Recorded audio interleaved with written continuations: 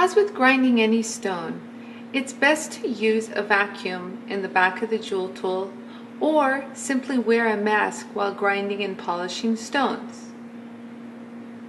Here I have an opal rough. We're about to take it from this rough matrix look all the way to a beautiful high polish.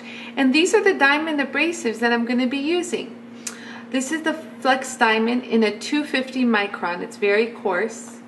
This is the microfinishing in the coarse, medium, fine, very fine. And then I'll follow through with the premium diamonds in a step 1, 3000 grit, step 2, 8000 grit, and step 3, 50,000 grit.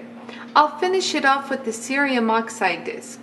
Now, I might not use every single one that you saw here because just like I say, sometimes stones have different characteristics and hardness. So I usually teeter on the choice of starting with the coarse or this flex diamond when working on opal. Since this opal might have some fractures on it, I'm going to choose to use the coarse diamond. You run this about medium speed with water.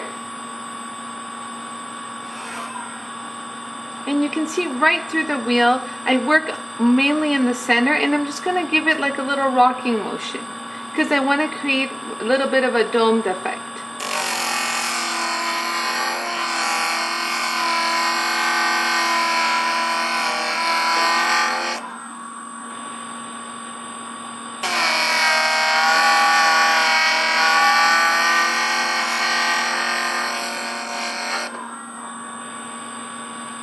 Now for any sharp corners that might arise, I like to smooth it off, like trim it a little.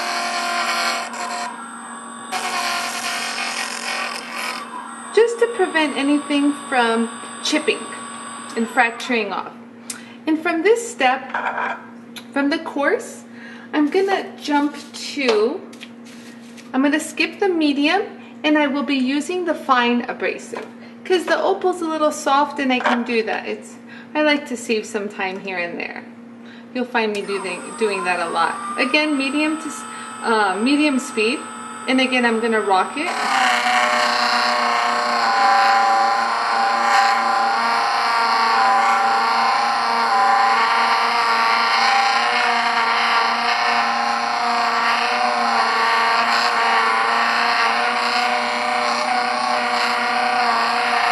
Make sure you get a nice fluid motion and just rock it back and forth. And right here we have a very smooth finish. At this stage, I'm going to go into the premium diamond world. Right here, step 1, and then follow with the step 2. But sometimes, like I said, you might even skip step 1 and jump straight to step 2. But just for instructional purposes, I'm going to use it. You know, on softer stones, you might be able to get away with that. Running this at slower speed. A little slower. There you go.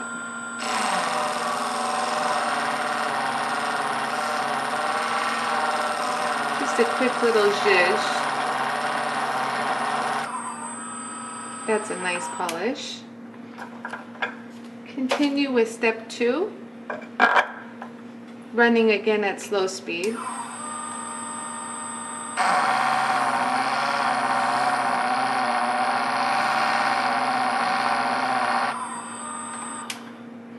That's the finish off of 8,000. And ending with the 50,000.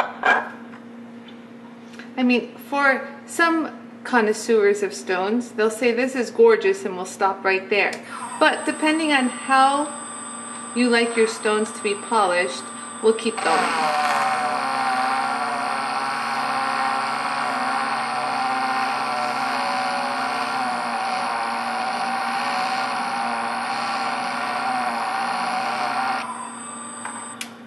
And as you can see, there's a beautiful high polish off the 50,000.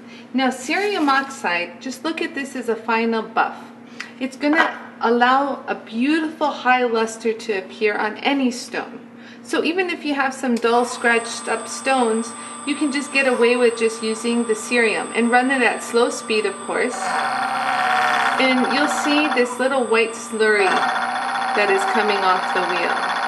And that is actually the cerium doing its magic.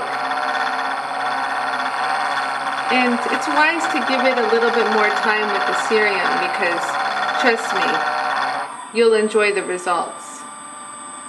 And as you can see, the finish is scratch-free with a beautiful, high-polished, wet look finish.